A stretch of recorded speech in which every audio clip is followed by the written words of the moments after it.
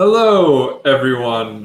My name's Alec. This is White Whale Comics, and welcome back to New Comic Book Day Book Club. Except it's once again Old Comic Book Day Book Club because we're not getting new comics again for another week or so.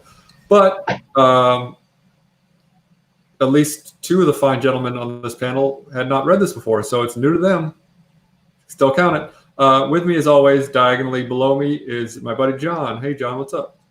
Sup, man? I'm just goldballing down here. Excited to read some Vertigo because I loved Vertigo when I got back into collecting, but somehow I missed the entire Sandman universe. Yeah, you're like second wave Vertigo. Yeah, I was volume 2, age 2, whatever. Yeah. And joining us tonight, two fine members of the community, Gorilla Todd Comics and Unruly Simeon. What's up, guys? What's up, y'all? What's happening, everybody? Pleasure to have you both. Thank you. So we actually haven't said what we're reading yet. We are reading Death, the High Cost of Living by Neil Gaiman and Chris Bachalo. In all different forms. Ooh. So this is something that I've read many times over the years. John had never read it. Unruly Simeon had never read it. And Gorilla Todd was just saying he had not read it probably since it came out in the early 90s. So basically new to three of you and kind of just a rehash for me. So I'll kind of let you guys start since I don't want to just run away with this thing that I like so much. Well, yeah, I mean, obviously, I am a Sandman universe noob. Like, I've read almost nothing in the entire Sandman universe. I had heard tell of, some of these characters before, and Death, and obviously I've seen Alec's impressive collection of, like, Death sketches, Adam Hughes or Mark Buckingham. Just in Baltimore alone, I felt like I got, like, a whole view into the Sandman Death universe. But this is legitimately the first time I've ever read from that world. Have you read any Neil Gaiman stuff, or is this? I don't think so. I mean, I've read some of his like novels, but I don't know that I've read any of his comics. All right, fair enough. Gorilla Todd. Yeah, I mean, I've read pretty much the whole Sandman storyline. I didn't read it as it came out, but I've collected all the trades. Really enjoyed it. But there's a couple things I like about this series, and it was interesting to go back and like revisit it because I'm gonna murder his name, the artist. Chris Bachalo. Bachalo? Yeah. Okay. It was interesting because I guess I've just remembered more of his later stuff. Yeah, his style changed quite a bit. And he had and I kind of liked it, just how raw, it was kind of raw. I found it was very raw compared to his later stuff. Yeah, he definitely became much more style. I don't really like his new stuff. He's one of my favorite current artists or modern artists, but this definitely is a much different look to it for sure. Yeah, like the first thing I probably think about is like Generation X and some of the X-Men stuff he's done. So it was interesting to go back and look at this. There were a couple things he did from an artistic side, I think, in the storytelling. I don't know if it was necessarily written into the script by Neil Gaiman. A couple of things he did visually that I really liked. And last but certainly not least, Unruly Simeon, what were your initial thoughts of it? Well, I wasn't buying new comics when Sandman originally came out, but I still went to my comic shop. I was good friends with the owner and his son, and I bought these trades as they came out because everyone was telling me how good it was. And I've reread Sandman probably 3 or 4 times, but like this was all brand new to me. I hadn't read this Death, the High Cost of Living story. I enjoyed it. The art was pretty freaking solid. If you've read Sandman, there's huge gaps of Sandman where the art is trash. Yeah, it's kind of it's not good, not really good. So yeah, this art was solid. And are we going to talk about story yet, or I'm not familiar with y'all's format? That's all right. We kind of talk about whatever we want, whenever we want. But yeah, we go over the plot. We talk about our thoughts about the story, the art, the whole package, everything like that. So whatever you want to touch on. Full spoilers here. Full spoilers. Yeah, full spoilers. The art was solid. Like I said, I really enjoyed the art. And the story out of, the Morpheus and his siblings, Delirium was always my favorite. I mean, I know Death gets a lot of play, her first appearance and her first appearance in the regular universe, but give me Delirium any day. Yeah, I mean, Death kind of is like, she's very marketable, and she also obviously had the spin-off series, which made her a lot more popular. But yeah, so I'll do a brief recap of the story, and then we can get into more detailed thoughts about the whole thing as a complete entity. So the story focuses on this character, the main, I guess, besides Death, the main character whose name is Sexton Furnival, who, so there's a very brief intro with this character before that, who's called Mad Maddie, right? Mad Hetty. Yeah. And she kind of has this altercation with these kids who get her a dove, and she then cuts the dove open and reads its innards to see kind of the future. And then it cuts to this kid Sexton writing a suicide note. And it's like, it's pretty grim. I mean, it's a suicide note, but like, it's still pretty grim even for that. It's very kind of like, not just like, hey, I'm sad, but like, this is why life is pointless. And then his mom, who's like very manic, I assume manic depressive, kicks him out of the house because she wants to do a spring cleaning in June.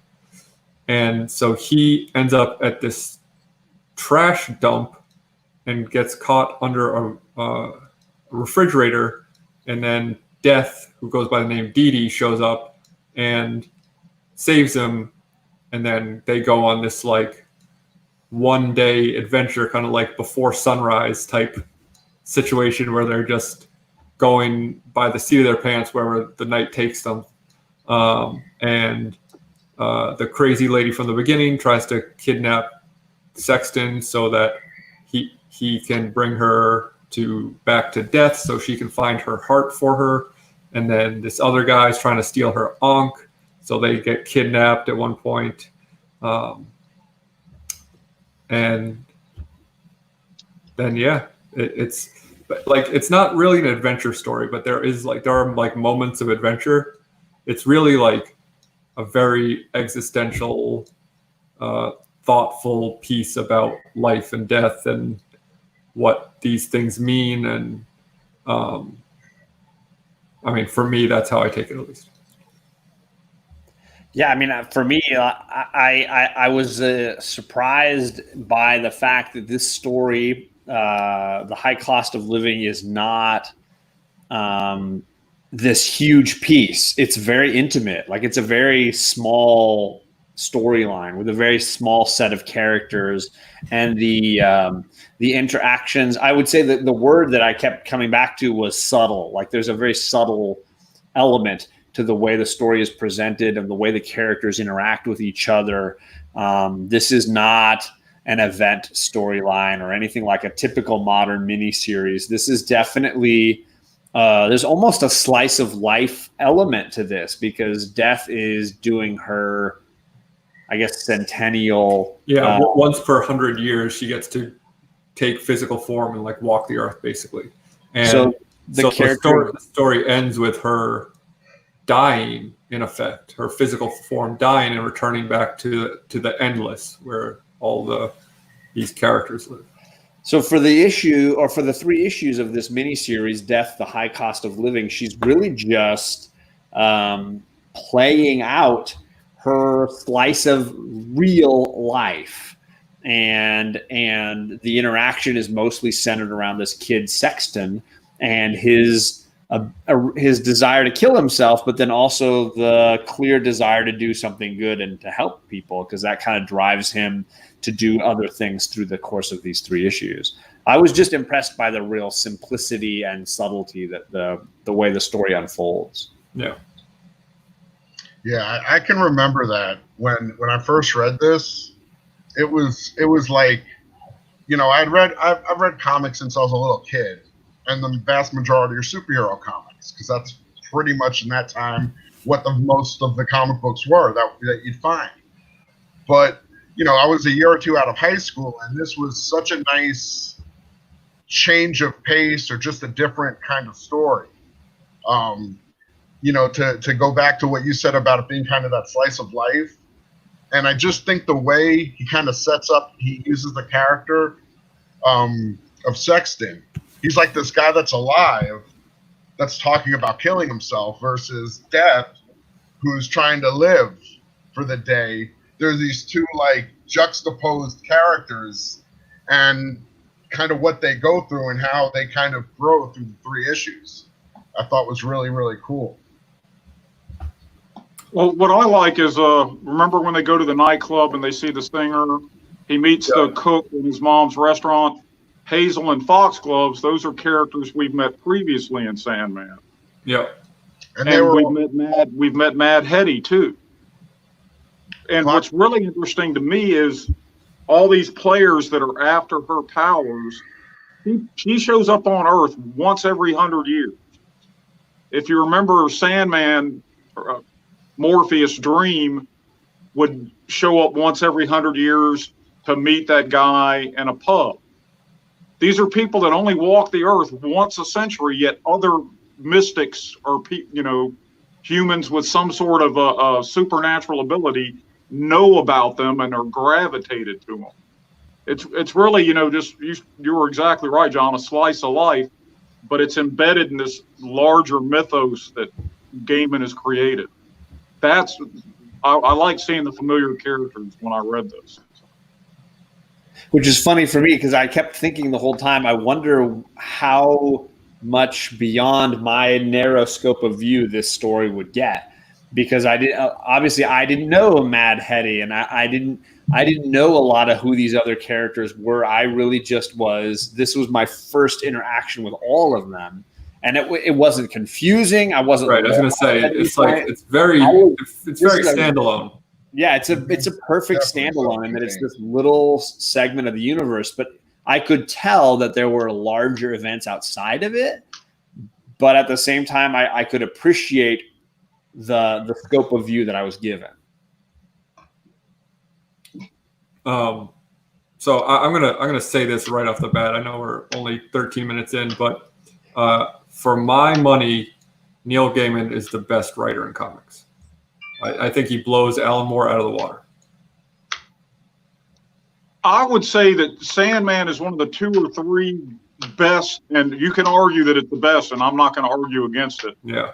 Long form, contained story in comics history. But I mean, really, he hadn't done a whole lot other than this comic. Sure, but you know, that's fair. But you know, people look at, you know, we talked a lot about, or John did on, I don't remember what it was on. We were talking about Stanley Kubrick, and you know, he had comparatively a pretty small filmography, but people consider him one of the greatest filmmakers ever. So, you know, the amount you do versus the quality of work, you know, yeah, you could say like he didn't do enough, so he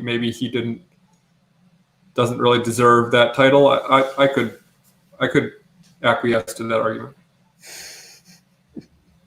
But there's no doubt this is the whole Sandman taken as a whole is freaking incredible. And I've used this phrase 100 times, and it's not really demonstrated well in this story, but over the course of the series, he'll have these little ideas that he'll throw away in a page or even sometimes in a panel, and other people could build a career out of that idea he just threw away in a page. I mean, he has got the deepest imagination without a doubt. of anyone I've read in comics. And I'm a huge fan of his novels anyway, always have been. Sure. Yeah, American Gods. Really good. Yeah, I get to read American God. I did Stardust. I did a Street at the End of the Ocean or something at the end of the ocean, which is a more recent one of his. So this was, I mean, I've had a very limited Neil Gaiman worldview. So it definitely was an interesting deep dive in that way. Yeah, he's definitely one of my top comic book writers ever. You know, I think it's arguable. Is he the best or is somebody else the best? That's kind of opinion. That's personal opinion, sure. Yeah. That's what I was saying. For my money, I definitely recognize like the level of quality is just way, way up there. It's so well considered. Like he doesn't waste a word on the page. Well, and I think that's to that point. Like a lot of what I was talking about in the art, for example, that scene when she first meets Sexton in the junkyard, and he's trapped under the refrigerator. We just know that when you're first reading it, you read the suicide note. He's there. There's a panel where he's reaching up, and her hand is just out of touch of his hand, and you kind of have that expectation of if he touches her, should he die? Right. And then that next panel, he's helped her up, and it's our first like really full view of her in the book. And it was just that I like the way he kind of both of the writing and the art play with your expectations. And what an absolute babe she is, huh? I was going to ask so she takes the form of Dee Dee in this story, who is clearly she existed on our plane in some world, in some form, whose family has died, and she somehow survived the accident that claimed all their lives. Is her form consistent through all the Sandman universe? She looks a big question. She looks very similar to this. I haven't reread Sandman in a minute, but usually that's what she looks like. Yeah, I mean, you see her endless form at the end where they kind of take each other's hand, and she's just like a paler version of herself. Okay. And I think there's a part that I read where she talks about, and this may have been in another series, where she talks about how she's basically death for the whole universe. So there's like, she kind of comes, I think, across as the human form, but I don't think it's as literal. When I think there's a point where she's talking to Sexton, and she's like, he asks her, like, he's trying to figure out, is she really this girl or is she death? And she's basically like, I don't know, the universe just does that to make me feel comfortable. So you wonder, did those people ever exist, or does the universe just plant like that seed in enough, like in the minds right there, right? Yeah, characters. Right, because the woman who runs the little grocery, who lives below her, she says she knew her whole life, but then Death says, "Oh yeah, this family is totally made up. They never existed." Right. Yeah. So is it like this collective, unconscious like implantation of the fact that they create this life that people remember for just the one day? Yeah, because she comes across like she's just doing her job. She doesn't really understand or know the entirety of the whole system. She knows her part of it, but yeah. Yeah, well, I get the feeling, this one day she can walk the earth, she's not quite fully formed, in her own memories. And that they fade out, and then they come back to her. But right. Yeah, I got the same impression that all that stuff, the family and Dee Dee, that was just implanted into the universe with the memories backdated, Right, rather than just have like this mysterious girl move in above you for one day and then die. Mm-hmm. So I mean, I'm sorry to use this term that maybe people aren't familiar with, but like the MacGuffin of the story, right? The item that everybody's kind of chasing after is her ankh, like this necklace that she wears. That's the symbol on the cover in a lot of spaces. Sorry, there it is. I was curious about it beyond this series. So the idea is she's wearing it as a necklace. Several characters are after it. It gets taken away from her. And then in the end, she replaces it with a trinket she buys off of the street. Can anybody expand on it? Because I had some questions about it as an object. Because it's this idea that people are chasing after it, but it doesn't really have meaning beyond the function of pushing the story along a little bit. Well, I think it does because, like, to what Unruly Simeon was just saying, when she starts losing her memory is when the guy takes it away. And she even says something when she buys the new one. She says, Sexton says, "Are you going to try to get it back from him?" And she says, "Get it back? Why?" And he said, "Well, he seemed to think it was important. You both did." And this is when she's looking at the new one at the guy's table. She says, "It's the most important thing in the whole universe." So it is, to me, like a represent. So it's an ancient Egyptian symbol, I think, right? Yeah, it is. Yeah. And to me, it's the sort of thing where it represents the power that she has, but the actual physical item doesn't hold any power. Yeah, because I mean, they're chasing it all through the story, but at the end, she seems to replace it quite nonchalantly, and I was kind of like, okay, well, then it doesn't seem very. It's like a totem for her power, but it's useless without her. Okay, that's kind of how I take it. Yes, Rod, I do need a haircut. I've reached that stage for sure. It's happening. You need a haircut. It's been almost a year for my dumbass. I'm way overdue. It's not normally this long. I do not worry about haircuts. And I'm the only idiot who tried to cut his own hair. Look what happened. He's halfway in the middle, right? He's halfway in the middle. But yeah, well, I'm sorry. No, please. Yeah, it's what you said is just right about the Ankh. It's a symbol of her power, and it's a powerful object, but she imbues it. It's both at once. It's worthless and the most important thing on the universe. And it's the same way when we were talking about her incarnation for this day. Was it implanted in people's minds, or was this an actual person? And I'm pretty sure when they were, locked in the room, that at some point she says, "Well, it's both." Or there's at some point in the story where that's brought up, and it's both things at once. And I love that because the reason I'm drawn to supernatural and fantasy is because I'm very practical. I don't believe in things that go bump in the night. People don't scare me because they're just people. But stuff that isn't real, I really get off on because there's 1% of me that's still a little kid that wants to believe in all this, Right. I mean, I think that's part of the reason we all read comics is because it's that idea of like, oh, what if? I think I also, I agree with what you guys just said. I think also like there was also between the guy, I think he was called the Eremite, that kidnapped them. There's also clearly he has what he thinks is his knowledge about her, and she's very aloof when it comes to the predicament or the anything that's going on.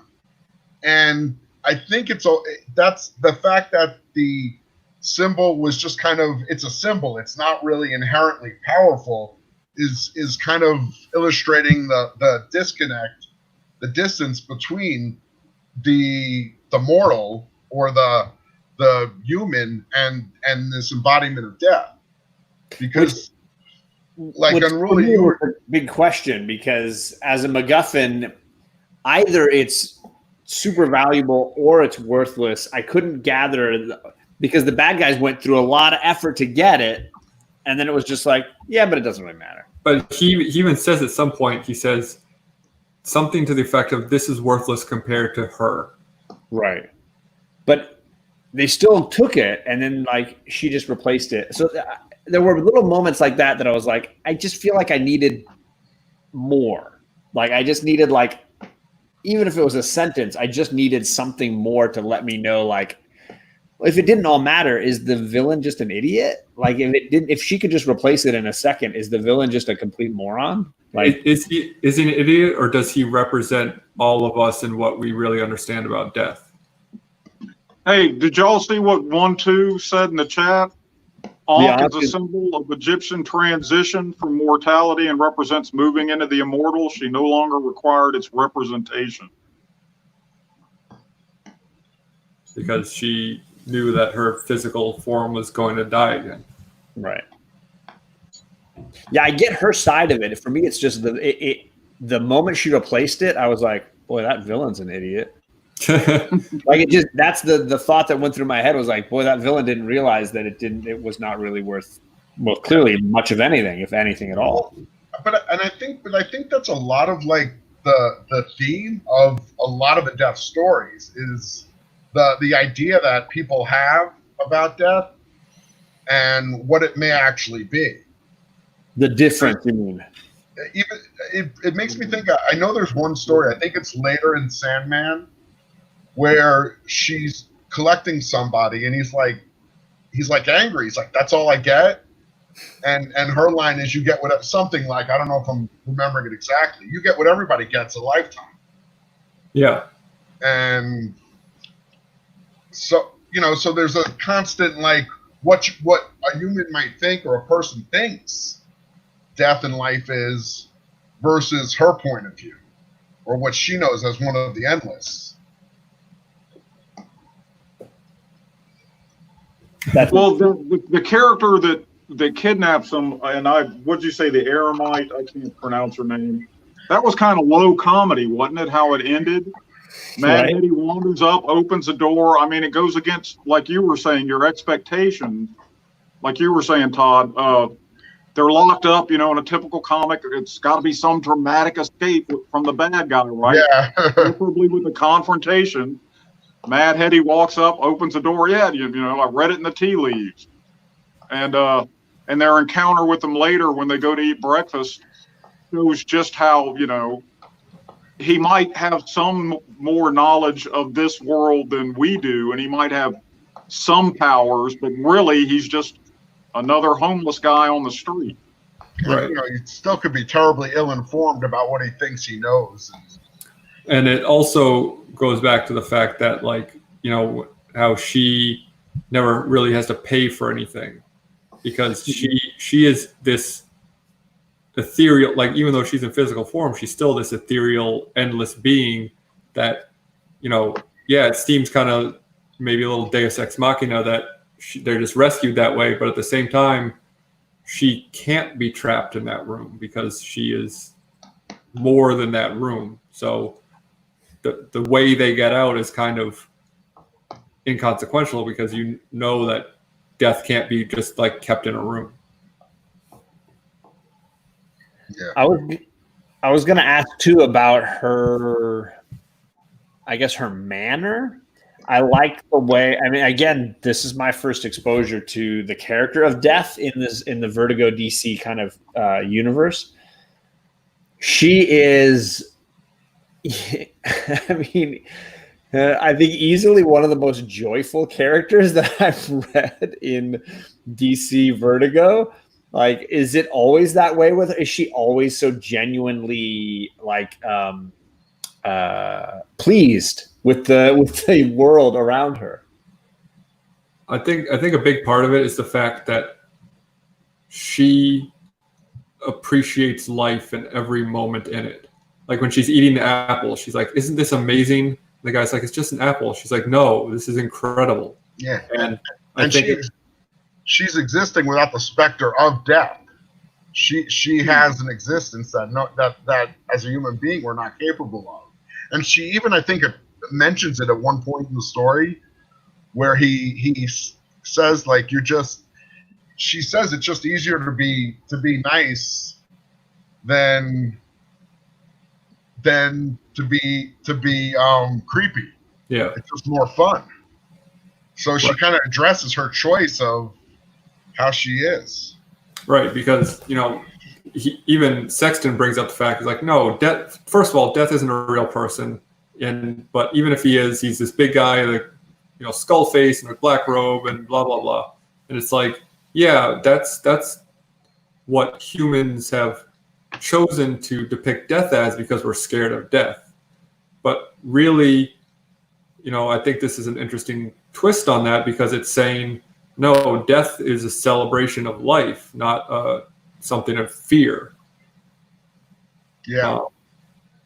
And that, death itself as a personification would love life, not reap death in this like horrible, scary way. Yeah, and John, to answer your question, or what you were, I think I remember. Yeah, she's sort of like this throughout, and the other times you see her, she's aloof, doesn't seem to take the same thing seriously that you or I would, but she can be on occasion very serious and very stern. But usually it's with her doofus brother, Dream. Or she considers him a doofus sometimes. Yeah, when she talks a lot about her siblings in this too, which are the other endless beings. Yeah, I think in the story she's introduced, one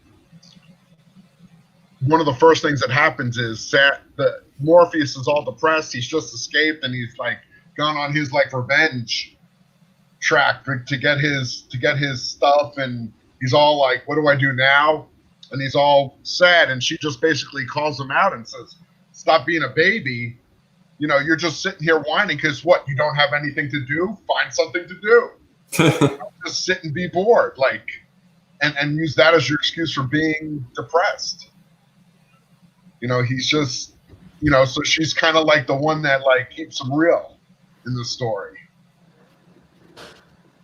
Yeah, I mean, I really appreciated because she clearly balances out all these other characters in this story. The villains and Sexton and all these other characters are incredibly serious and incredibly opinionated. And she has this attitude of nonchalance that's kind of fun, that played nicely in this story. Whether it's eating the hot dog and talking about, is that like filmy aftertaste, like part of the fun? This is kind of fun. Or when she's like, let's get in a taxi, let's just go. I don't know where we're taking. It's just go into the town to see what happens. Hey, there's a club that looks like fun. Let's go in there. I think there's this fun to her that is very in the moment, right? Whereas all the other characters are thinking about the future, right? Sexton is thinking about when it's going to end. It's going to end for me soon. It's going to end soon. It's down the way. The villains are all thinking about getting what they want. They're all thinking about the future. And she's the only one that seems locked into the moment. And it was a fun counterbalance in the story. Yeah, I think that's a good irony where you have the character Death, who's the only one who seems to really be living. At the moment, and all these other characters are kind of dead in the moment, all concerned with what's happened or going to happen or what may or may not happen.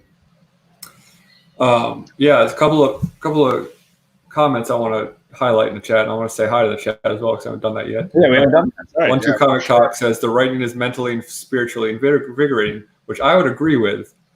But I want to go all the way back to the first comment by Chris Barrett that said, well, that's a depressing title, referencing the title of this episode called Death, High Cost of Living, which I think is very natural to hear that title and say, well, that is a depressing title because it's saying, quite literally, the price of living is for you to die. But I think to all of our points so far this evening, and to 1-2 Comic Talk's point, this is a strangely uplifting story. I didn't take the title, The High Cost of Living, as the price of life is death. Like straightforward like that. I mean, it's not once you read it, but I think like just seeing those words that you could take it that way very easily. Okay, I understand what you're saying. Well, of course, it's very cliche to say, but that's what gives life its savor, is knowing it's going to end, right? Right. And And that's also what makes it hard to your point, John, or Todd, I'm sorry, to live in the moment. You know, I mean, I have a hard time doing that, just enjoying being in the moment. And, you know, that's part of the human condition. And I'm being very trite at the moment, but I'll shut up now. No problem at all. So in the chat, we had Chris Barrett, we have Backseat Driver, we got TJ the Slab Dragon Watson, we've got Unruly Simeon, who's here on our panel. We got Daymares, who sent me a wonderful birthday gift. Thank you again, Daymares. I tried to shout you out on our last show, and John shit all over me, so thank you, John. We have Comic Man Andy. What's up, Comic Man? Comic Head 84 Kenny. Congratulations again on 1,000. Just a Rican in his comics. What's up, buddy? What else we got in here? I saw a couple other people. 1-2 Comic Talk. Obviously, we mentioned him a couple times already. Some great comments. And Brewers in here. Barican Comics asking, is that Nick Nolte? Yeah, did Nick quit doing dope? Comics with Bueller is in fact in the chat. Comic Book Fever is here. Count Von Strange is here. Thank you all for stopping by on this Wednesday evening to hear us talk about death in the most happy way. But John, you have not. You need to get Sandman and read it, man. I envy you so much that is in front of you. I've known John now for coming up on close to 2 years, and I've pretty much been telling him that since day one. So hopefully he'll listen to you. It's really the truth, man. It is really a great read. I wish I had something even half as good ahead of me to read. I get so excited if I just think that I find something I want to read that I haven't read yet. Yeah, I mean, I'm sorry, I'm keep interrupting you, Alec. No, I'm sorry. I'm sorry. Please go ahead. My old man, and who I love to death, and he instilled in me a love of reading, has always looked down his nose at comics. And like the late 80s when Watchmen was first collected in a trade paperback, that's what I gave him for Christmas. So he hemmed and hawed about it, right? But after we ate dinner, he was sitting in his easy chair. He picked that thing up, and 3 hours later, he put it down. And he said that was okay. And I've been feeding him good stuff ever since. And so when I got these Omnis 2 or 3 years ago, I sent him my trades. But I didn't realize somehow or another I was missing like volume 5. He was very irate when he got to volume 4 and couldn't content, so I had to rush him volume 5. But he's a Neil Gaiman fan too, so it was easy for him to read this. Yeah, I mean, for me, it's just, like I love a lot of comic series, but for me, it's really on another tier. I would agree 100. Mm-hmm. I mean, I think that the biggest criticism you can make of it, you said it at the top of the show, is that some of the art is kind of iffy. They used a number of different artists, and they weren't really investing the money in the artists back then for Vertigo series. Or Sandman wasn't even Vertigo, it was still DC. Yeah, it wasn't until around issue, 30, 40, 50, somewhere like that. That it switched over. And I mean, it's never like poor storytelling visually. It's just like it's like just kind of weird. Well, there was that one arc that Vest did that was brilliant. Yeah. And there was a couple other where they had a decent artist. Yeah, I think Sam Keith did some of it. Am I right? Sam Keith, I think, did the first couple issues. 2 issues, yeah. I think he did the first arc. And then issue 8 was Mike Dringenberg, yeah. And he based the character death on somebody he knew, a friend of his. Yeah. Named Cinnamon or something. Cinnamon Hadley, I think. Yeah. And if you see those original sketches next to the picture of her, and it's like, yeah, clearly it's like there's some of the later sketches. There was like like a PSA kind of Sandman strip where she talked about AIDS and stuff. It's actually in the back of this. Yeah, and you can literally see there's a picture of the way she was drawn and a photo of the girl, and it's like dead on. Yeah, it's called Death Talks About Life, and she tells you how to put a condom on a banana. Yeah. In the Omni, it's the very next story. Yeah, it's on the back of this trade too. It's like a little added thing in here. So I wanted to let the chat know if you've never read this storyline or any of the Death storylines. I found incredibly cheap on eBay this 3-issue miniseries that we're reviewing, The High Cost of Living. You can buy the issues super cheap on eBay. If you're a Comixology fan, for so I wasn't sure these would arrive in time, even though I bought them more than a week ago. They arrived today, thanks USPS. Comixology sells a Death collection volume, a graphic novel for $6, and it has this story along with 3 other stories, and you can get a whole bunch of reading in this universe for $6 on Comixology. So for people looking to read it, what we're talking about here, you can get it very cheap. Comic Book Reader says, a buddy keeps bugging me to reading it, but I know it's great, but I can't find the time. I mean, I would suggest putting down some other comics and reading it because it's Yeah, definitely. it's probably going to be better than whatever else. I mean, I don't want to sound too cocky about that, but I feel I'd say approximately 96 to 98% of certainty. stuff out there. Easily. I mean, yeah, this for me is a 10 out of 10. Yeah, I mean, it's. I know, right? I think it's one of those stories where it's a great marriage of the story, the writing, and the artwork, and the storytelling that is born out of those different things. The other art, one of the other parts of the art that I really like is at the end of, I think, the second issue, when after they're trapped and they're kind of sitting around, and rather than just, normally a typical comic, you'd have some conversation. You'd see talking heads. That's typically how they pass time. They used 3 panels of a cigarette and showed the cigarette burning down on the ground. And that kind of built anticipation, and then the issue ends. So again, I just think it's it's kind of like a higher level of storytelling than a lot of what you got there. Yeah, no, I'll show that as well. But I was gonna say, I also really love these little moments of her expressions. Yeah, her shrug. Definitely. Yeah, but yeah, let me find that where the cigarettes. Yeah, I will say that the issues for me got better as they went along. I found myself doing screen grabs of issue 2 a ton. And then, whereas issue 1, I just was plowing through it. I was getting used to the world, the characters, and everything. Issue 2, I found very funny, and the universe was. I felt like issue 2 was the stronger of the first 2, and then bled nicely into issue 3. Issue 1, there was so many characters and so many plot lines going on. It was slower to get going. It's going backwards, but you could.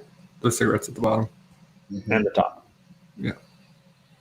And you know what's interesting now that you showed me like that, and I just think about it? When you read it in a book, it's kind of got that double page spread. If you read it digitally, you don't get that. Right. So just the point that, I'm not a big fan of reading books digitally. I'm just not. I'd rather hold the book in my hand and, to read it that way.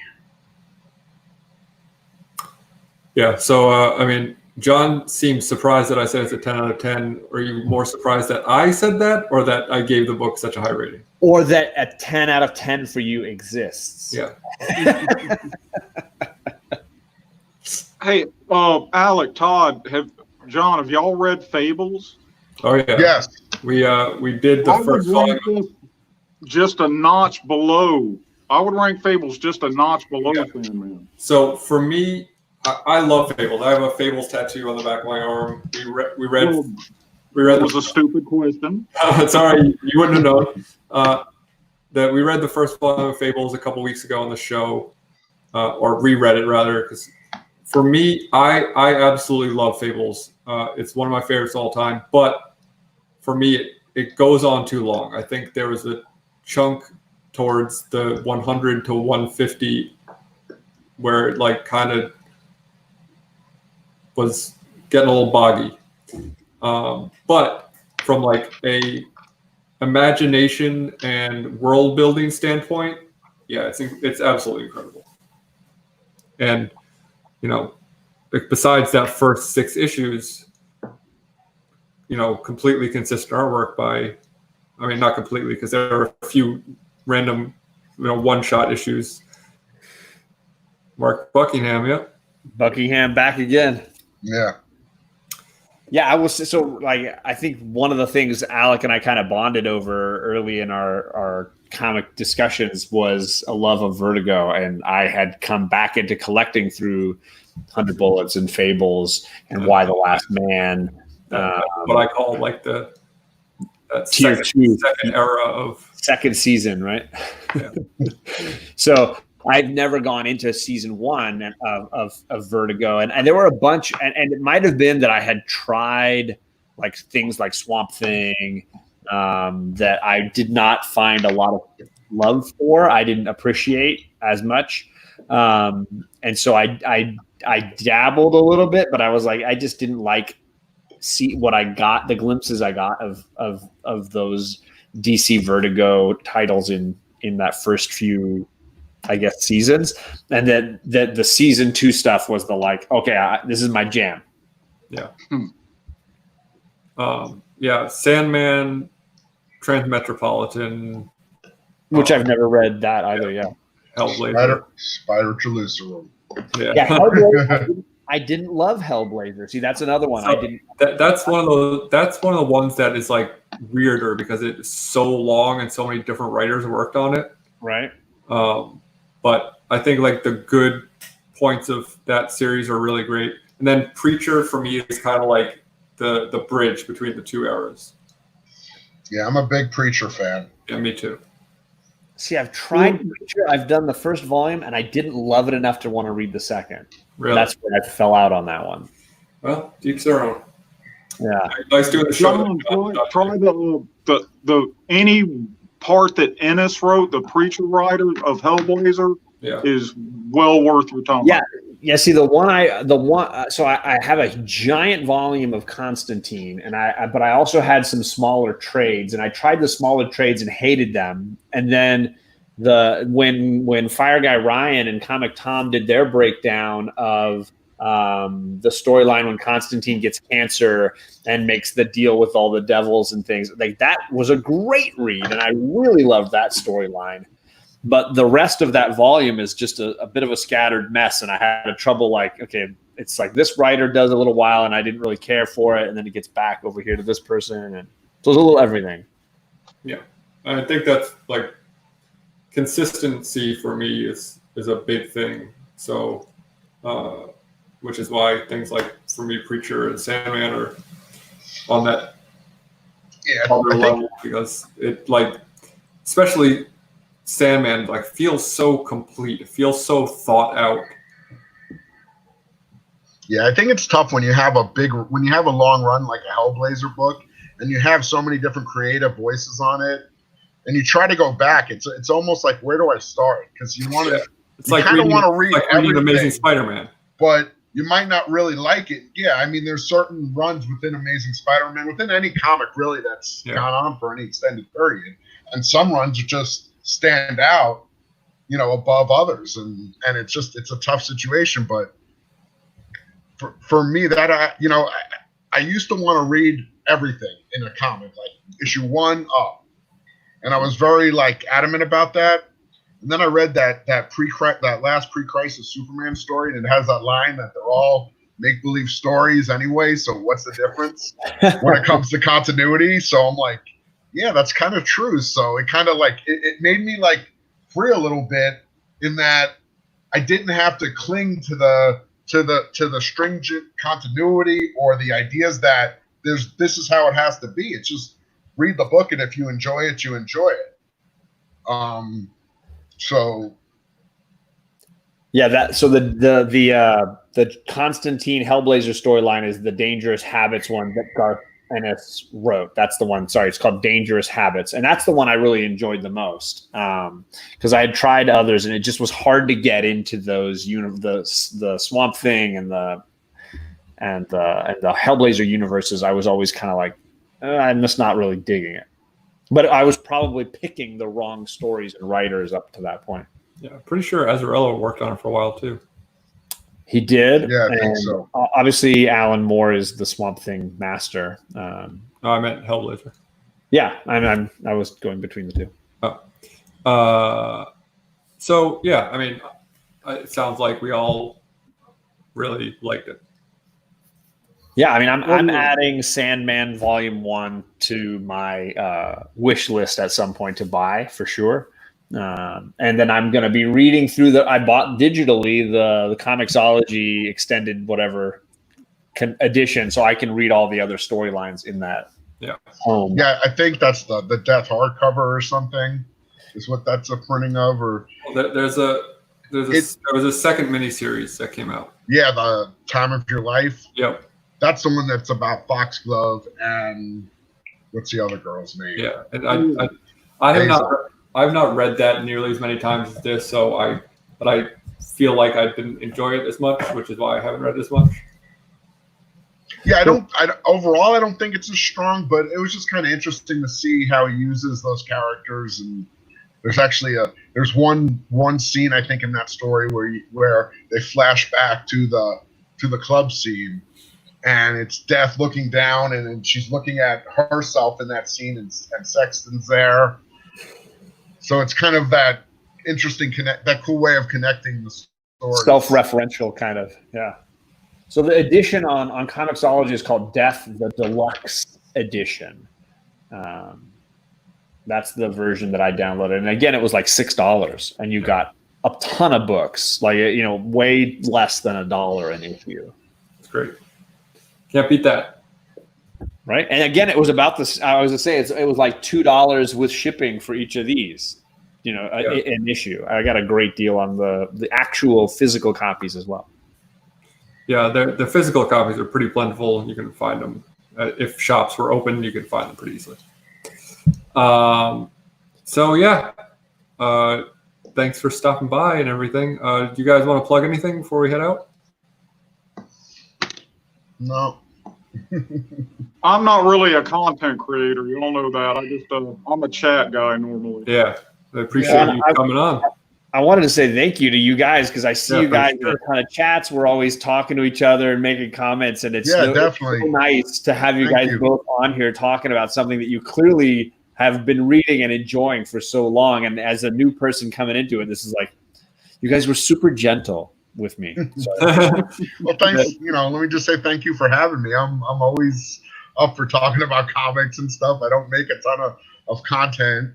I've got a few videos up, but I'm always. You guys are welcome back anytime. Thank you. And you don't have to be together. Fun. Thank you, Alec. It was cool to get to hang out with y'all. Definitely. Yeah, definitely. Guys. John, anything you want to plug?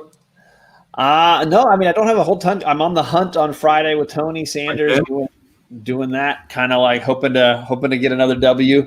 But really what I've been doing lately is watching The Wire and rewatching that show for a future kind of series with Stay Puft and Fire Guy Ryan. So if you've never watched The Wire before and you've been holding off, now's the time. Dive right in and then join us because we're going to do several videos discussing it. The Wire is excellent. It's maybe not my favorite show of all time, but it's one of the 2 or 3 best I've ever seen from front to back, taken as a whole. Absolutely. I'm in season 2 right now, which is probably one of my least favorites, but it's still just so freaking good. So some of you may or may not know that John and myself and a few other fine gentlemen in the community have been playing offline, online D&D recently. And I, on Sunday, as the DM, killed them all this week, which was... I think I heard JP talking about his impending doom. Yeah, we died. Which was kind of fun. And so I gave the group a couple of options as how they wanted to proceed from there, and they chose to start new characters with a new campaign. And then someone said, "Well, why don't we live stream the next one?" And I said, "Are you sure?" Live stream everything from character creation on. J-Maris says, "Who are these fine gentlemen? Have you been playing without me?" No, J-Maris is one of the fine gentlemen who has been playing with us.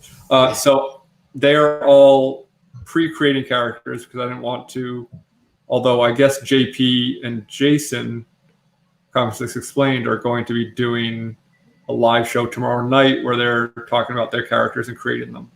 So if you want to see that, but I didn't want to go through too much nitty gritty dice rolling and stat creation and all that on camera. There's a lot of discussion, obviously, that goes on in there.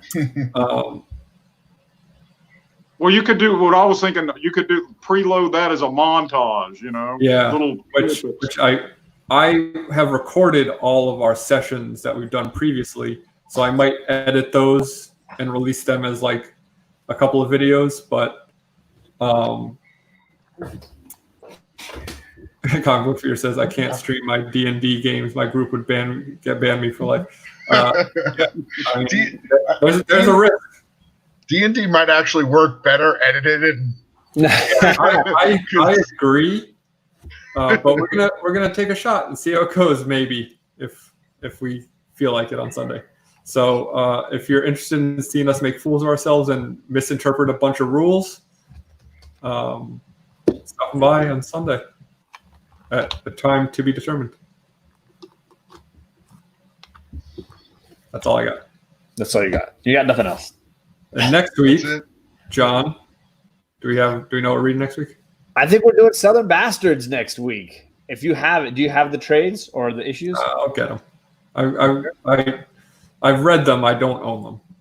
So we wanted to do volumes 1 and 2 because that story is so beautifully kind of dissected in those two pieces. So we're going to discuss the first 2 volumes of Southern Bastards. So hit us up if you've read it or if you were interested in reading it and want to join us, because Jason Aaron's Southern Bastards has been one of the joys that I've read during this quarantine, and I'm excited to talk about it.